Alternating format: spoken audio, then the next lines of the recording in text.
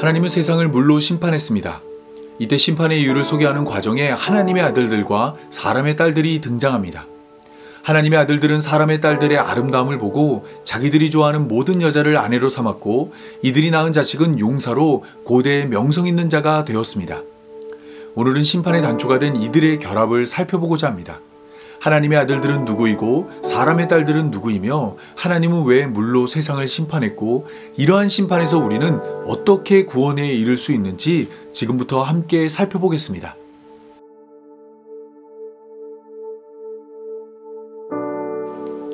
하나님의 아들들과 사람의 딸들이 누구인지에 대한 주장은 크게 세 가지로 살필 수 있습니다.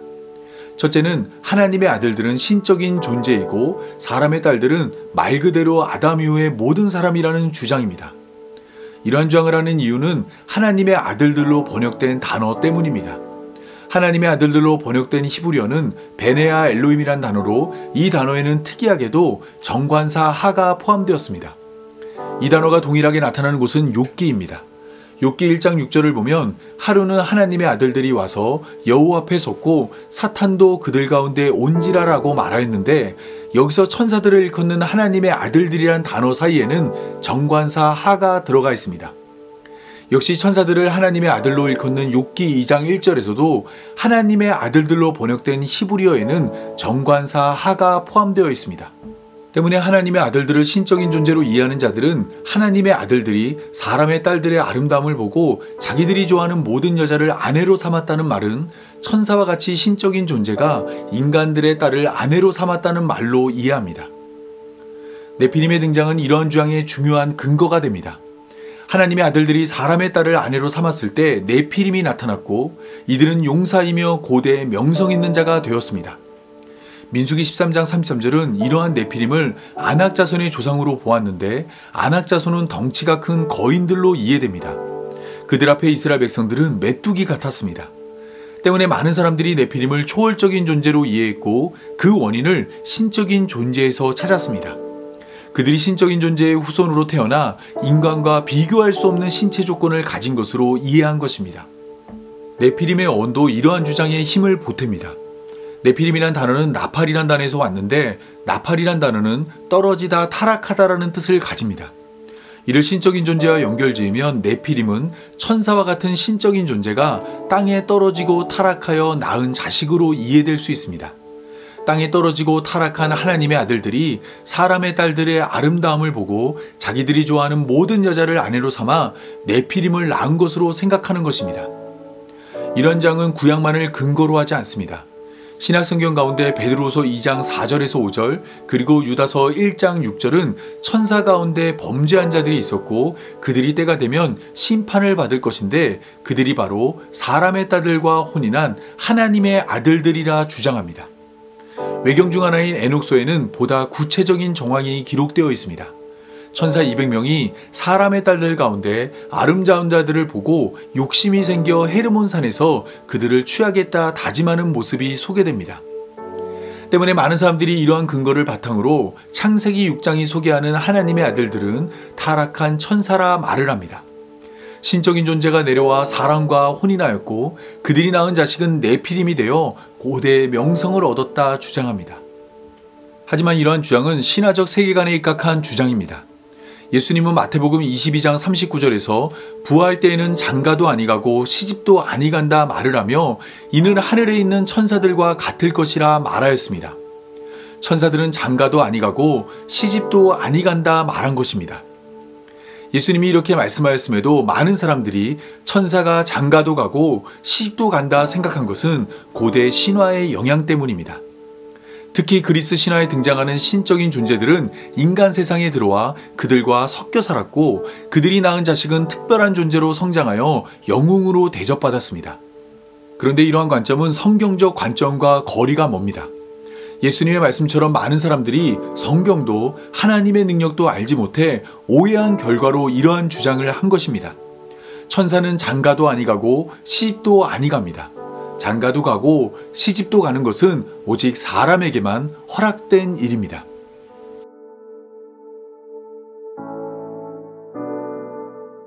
두 번째 주장은 하나님의 아들들을 고대 사회의 지도자로 보는 견해입니다. 이러한 주장은 AD 2세기 중엽 유대인들의 해석을 통해 소개되었습니다. 그들은 고대의 통치자나 재판관들이 신의 아들로 불린 것에 근거하여 하나님의 아들들은 고대 사회의 지도자라 주장했습니다. 하지만 이러한 주장은 큰 지지를 받지 못했습니다. 고대 사회의 지도자가 평범한 사람과 결혼한 일로 심판을 받을 리 없고 여러 명의 여자와 결혼을 했더라도 야곱의 경우가 보여주는 것처럼 당시에는 일부 다처제를 문제 삼지 않았습니다. 그런데 최근에는 수사학의 발전과 더불어 사회과학적인 접근 방식이 유행하자 많은 학자들이 하나님의 아들들을 고대 사회의 지도자로 해석하기 시작했습니다. 그 이유는 초약권 때문입니다. 초약권은 여성의 첫날 밤에 대한 권리로 중세 유럽의 영주들은 자신이 다스리는 모든 지역 여자들에게 초약권을 요구했습니다. 이것을 거부하기 위해서는 그에 상응하는 세금을 징수해야 합니다. 이러한 초약권의 기원은 메소포타미아를 배경으로 한 길가메시 서사시로 거슬러 올라갑니다. 길가메시는 메소포타미아의 모든 예비 신부들을 대상으로 초약권을 주장했습니다. 이때 메소포타미아의 사람들은 신들에게 도움을 요청했고 신들은 엔키두를 창조해 그로 하여금 길가메시를 벌하게 하였습니다.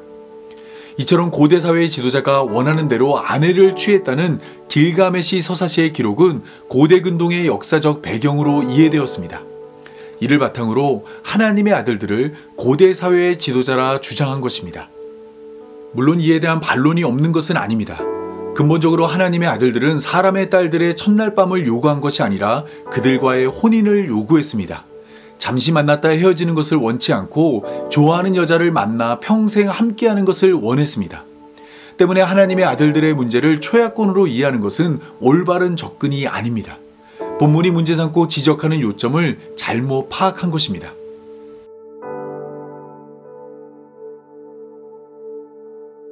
세 번째 주장은 하나님의 아들들을 아담의 셋째 아들인 셋으로 이해하는 견해입니다. 이 주장은 어거스틴이 신의 도성을 출판하며 빠르게 전파되었습니다. 어거스틴은 율리우스 아프리카누스의 연설에 의거하여 하나님의 아들을 아들의 순수한 혈통을 가진 셋의 후손이라 말하였고 사람의 딸들은 가인의 후손으로 정의하였습니다.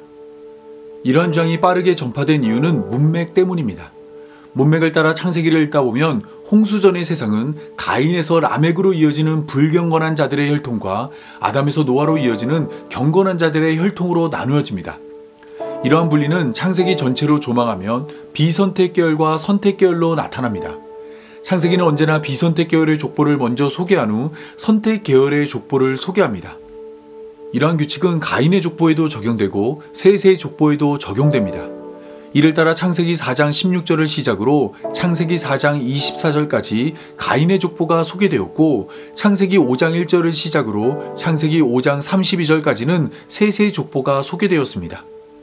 따라서 창세기 6장 1절에서 4절이 말하고 있는 하나님의 아들들과 사람의 딸들은 앞서 소개된 선택 계열인 셋의 혈통과 비선택 계열인 가인의 혈통으로 이해됩니다. 하나님의 아들들인 셋의 혈통이 사람의 딸들인 가인의 딸들을 좋아하여 모든 여자를 아내로 삼았다 말한 것입니다. 가인의 혈통 가운데 등장하는 나아만은 이러한 주장에 무게를 더합니다. 나아만은 라멕의 아내 실라가 낳은 두발 가인의 누이로 가인의 족보와 셋의 족보에 등장하는 유일한 딸입니다. 셋의 족보에는 등장하지 않는 딸이 가인의 족보에만 소개되었다는 것은 나아마가 하나님의 아들들이 좋아했던 사람의 딸들 중 하나라는 것을 떠올리게 합니다. 더욱이 나아마란 이름은 달콤하다, 사랑스럽다, 즐거움, 아름답다 등으로 사람의 딸들이 가진 매력을 그녀의 이름에서 엿볼 수 있습니다.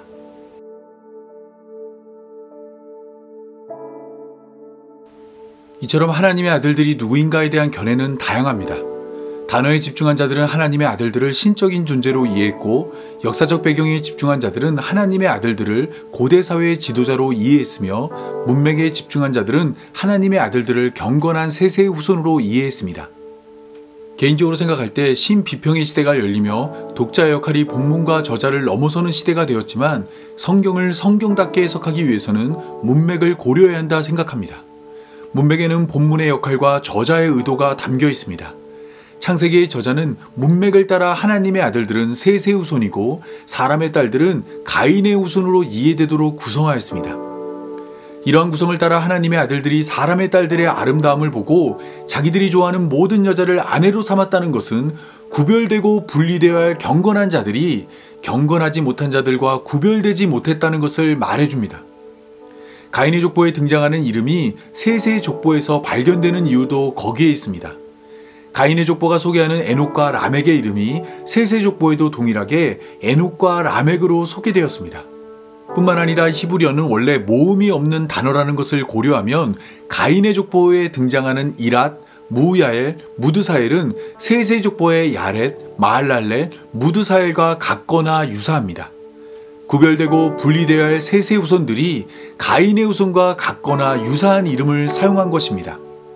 따라서 하나님의 아들들이 사람의 딸들을 아내로 삼았다는 것은 셋의 후손과 가인의 후손이 섞였다는 것을 말합니다.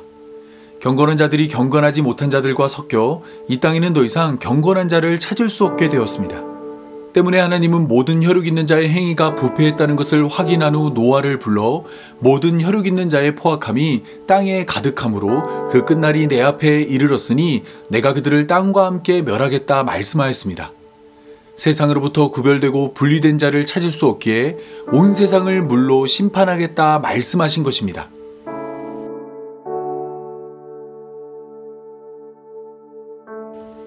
하나님은 자기 백성으로 택한 자들이 세상으로부터 구별되고 분리되길 원했습니다. 하지만 홍수 위에도 사람들은 하나의 언어로 뜻을 모아 신할 땅에 성과 탑을 쌓았습니다. 구별되고 분리되어야 할 자들이 세상과 섞여 바벨탑을 쌓은 것입니다. 때문에 하나님은 그들의 언어를 혼잡케 하여 세상으로부터 자기 백성을 구별하고 분리하였습니다. 그렇게 선택을 받은 자가 아브라함입니다. 하나님은 아브라함을 부르며 고향과 친척과 아버지의 집을 떠나 내가 내게 보여줄 곳으로 떠나라 명령하였습니다. 아브라함이 속한 곳에서 그를 구별하고 분리하여 하나님의 뜻을 행하는 하나님의 백성이 되게 한 것입니다. 아브라함의 아들 이삭이 그랄에 정착했을 때는 그에게 100배의 복을 내려 그를 브엘세바라는 약속의 땅으로 인도하였습니다. 이삭을 그랄에서 구별하고 분리하여 하나님이 지시한 약속의 땅에 머물게 한 것입니다. 이삭의 아들 야곱이 삼촌 라반의 집에 거할 때는 그에게 베델에서의 약속을 떠올리게 하여 그를 삼촌 라반의 집에서 베델로 인도하였습니다. 야곱을 삼촌 라반의 집에서 구별하고 분리하여 하나님이 약속한 베델로 그를 인도한 것입니다. 이처럼 하나님은 자기 백성이 세상으로부터 구별되고 분리되길 원하십니다. 이를 위해 하나님은 이스라엘 백성에게 율법을 주었습니다. 한 대를 맞으면 10대를 때려야 분이 풀리는 자들에게 한 대를 맞으면 한 대만 때리라는 사랑의 마지노선을 율법이란 이름으로 허락한 것입니다. 이스라엘 백성들은 이 율법을 지킬 때 세상으로부터 구별되고 분리됩니다. 세상의 법이 아닌 하나님의 법을 따름으로 하나님의 백성이 될 수 있습니다. 하지만 이스라엘 백성들은 율법을 지키지 않았습니다. 하나님의 법을 떠나 자기 소견에 옳은 대로 행하였습니다. 이웃나라와 같이 왕의 다스림을 요구했고 하나님만 아니라 다른 신도 섬기길 원했으며 이방인을 멀리하지 않고 이방인과 더불어 살아가길 원했습니다. 구별되고 분리되어야 할 이스라엘 백성들이 세상으로부터 구별되고 분리되지 못한 것입니다. 때문에 하나님은 이러한 자들을 구별하고 분리하기 위해 이 세상과 구별되고 분리된 예수님을 우리에게 보내주었습니다. 이 땅에 오신 예수님은 요한복음 8장 23절에서 너희는 아래에서 났고 나는 위에서 났으며 너희는 이 세상에 속하였고 나는 이 세상에 속하지 아니하였다 말씀하시므로 예수님은 우리와 완전히 구별되고 분리된 분이라는 것을 선포하였습니다.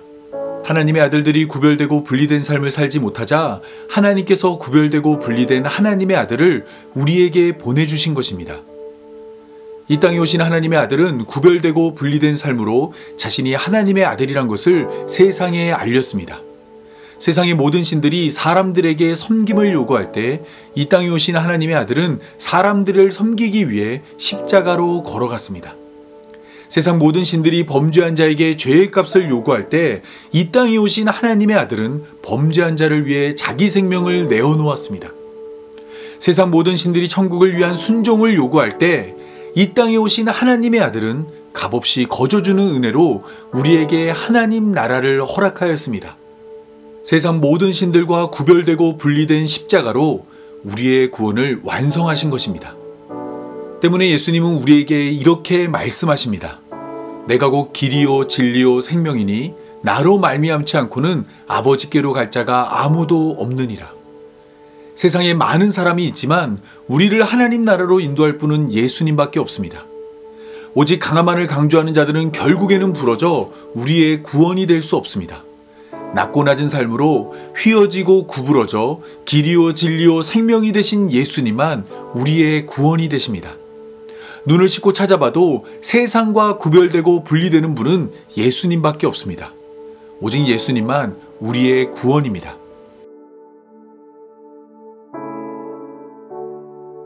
이제 말씀을 맺겠습니다. 이방원은 고려의 충신 정몽주를 회유하기 위해 하여가를 노래했습니다. 이런들 어떠하리 저런들 어떠하리 만수산 드렁칠이 얽혀진들 어떠하리 우리도 이같이 얽혀져 100년까지 누리리라. 이방원은 이 노래를 통해 정몽주가 자신과 같이 고려를 배신하고 새로운 나라를 세워 긴 세월 호의호식하자 요구했습니다. 이때 정몽주는 단신가로 이방원의 청에 답을 했습니다. 이 몸이 죽고 주고 100번 고쳐주고 백골이 진토되어 넋이라도 있고 없고 님량한 일편단심이야 가실 줄이 있으랴. 창세기를 읽다 보면 세상은 언제나 하나님의 아들들에게 섞여 살 것을 요구합니다. 애굽의 바로와 그 아래 아비멜렉, 야곱의 삼촌 라반과 야복강 너머의 에서 그리고 디나를 욕보인 세겜마저 하나님이 택한 자들에게 섞여 살자 말하였습니다. 이러한 세상의 하여가는 지금도 계속됩니다. 세상은 화려한 것을 내미며 우리와 함께 섞여 살자 말합니다. 하지만 우리는 세상으로부터 부름받은 교회입니다. 하나님이 우리에게 구별되고 분리된 성도라는 이름을 허락하였습니다. 예수님이 부르신 단신가를 우리도 따라 불러야 합니다. 이 몸이 죽고 죽어 100번 고쳐주고 백골이 진토되어 넋이라도 있고 없고 하나님을 향한 일편단심이야 가실 줄이 있으랴를 고백하며 길이요 진리요 생명이신 예수님을 따라 걸어야 합니다. 비록 예수님을 따라 걷는 길은 협착하여 찾는 이가 적지만 그 길 끝에는 하나님이 두 팔 벌려 우리를 기다리십니다. 좁은 길을 걸으며 외롭고 힘들 때마다 예수님과 함께 단신가를 크게 부르며 하나님께 나아가는 성도의 삶이 되기 바라며 오늘 말씀 맺겠습니다. 다 함께 기도하겠습니다. 거룩하신 하나님, 우리들은 유혹에 약합니다. 작은 새의 날갯짓에도 휘청이며 쉽게 주저앉습니다. 봄바람에 흔들리는 꽃들보다 더 많이 마음을 바꾸고 흔들리는 마음을 감추기 위해 숲속 깊은 곳에 몸을 숨깁니다. 언제나 하나님을 의지한다 말했지만 사실은 세상 사람들과 별반 다르지 않습니다. 남들이 가진 것을 가져야만 내가 되는 것 같고 주머니에 두둑한 돈이 있어야만 두렵지 않습니다. 돈이 전부가 아니라 말했지만 사실은 돈이 전부였습니다. 세상과 다른 삶을 원했지만 사실은 누구보다 세상 가운데 우뚝 서길 원했습니다. 세상의 성공과 거룩한 삶을 양손에 움켜쥐고 세상에서 인정받고 하나님께 구원도 받는 욕심 많은 삶을 살았습니다. 이러한 우리의 어리석음을 용서하여 주옵소서. 세상과 구별되고 분리된 삶으로 우리의 구주가 되신 예수님을 따라 우리도 세상에서 구별되고 분리된 삶을 살게 하여 주옵소서. 더 이상은 세상이 쫓는 것을 쫓느라 지쳐 쓰러지는 삶을 살지 않길 원하오니 언제나 우리를 향해 손 내미는 예수님의 손을 잡고 하나님 나라를 향해 걷는 교회로 부름받은 성도가 되게 하여 주옵소서. 이 모든 말씀 구별되고 분리되신 우리 구주 예수님의 이름으로 기도합니다. 아멘.